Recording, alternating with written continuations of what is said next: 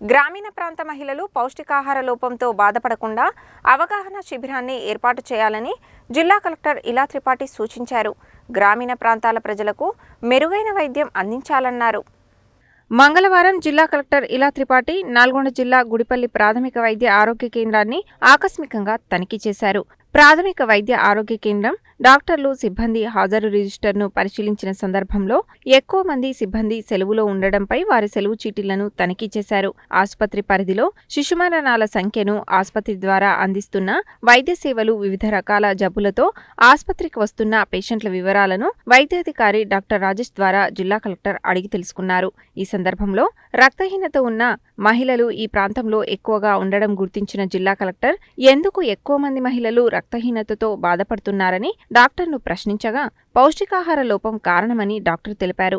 మహిళల్లో పౌష్టికాహార లోపం ఉన్నట్లయితే వారు వివిధ రకాల జబ్బులకు గురయ్యేందుకు అవకాశం ఉందని, అందువల్ల అలా కాకుండా గ్రామీణ ప్రాంత మహిళల్లో పౌష్టికాహారంపై అవగాహన కల్పించేందుకు అవగాహన శిబిరాన్ని ఏర్పాటు చేయాలని ఆదేశించారు.